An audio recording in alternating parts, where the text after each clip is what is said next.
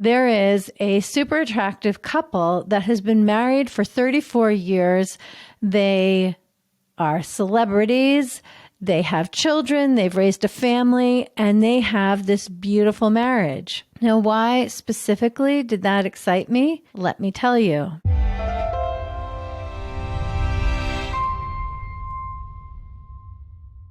When I first started coaching, I used to ask every couple that I met, clients or potential clients of mine, I would ask them to tell me about the couples that they admired, couples who had a beautiful relationship that inspired them in theirs. It could be relatives, friends, coworkers, celebrities, characters in novels, in history. And you know what? Every single time, the couple would look at me, they'd look at one another and say they didn't really know. Every now and then someone might say, well, my grandparents really loved one another. But the quality, the flavor of their marriage, of the grandparents' marriage, was really not relevant for these two modern people who had their own personalities and contexts, and so they weren't going to emulate the grandparents' marriage, even if they were inspired by the love. I stopped asking the question because it didn't really lead anywhere.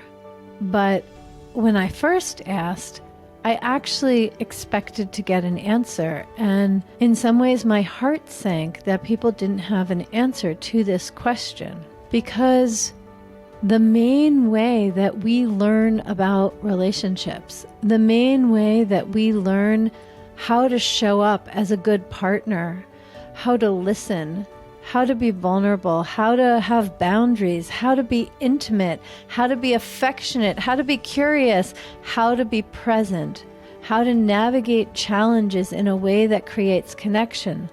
The main way to learn that is through role models, through having a couple in your life that inspires you and shows you what's possible. And the sad reality is that most people do not have that. And this is super significant because if you didn't experience that with the people who raised you, and you didn't experience it anywhere else, you didn't get it from watching the Brady Bunch or any other afternoon TV show, where exactly are you going to learn it? And the sad fact is that most couples don't have a clear vision about how they are going to create a fantastic marriage. Do they want to? Absolutely. Do they succeed? Well, not if you look at the divorce statistics, and not if you consider the epidemic of couples who have conflict-free, passion-free relationships. On a personal note, once I and my husband discovered how to have a really juicy marriage steeped in uncompromising intimacy, everyday eroticism, and a real profound deliciousness, once we learned how to do that, I went from being so private to sharing a lot about our married life. Why?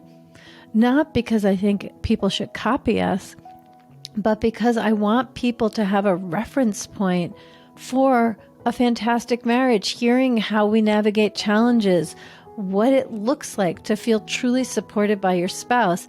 I went from really, my husband has always been a little bit more open, and when he would share anything more than I'm his wife, like when he would share anything about a disagreement or a challenge, I would be so upset and clear that that wasn't anybody else's business but our own.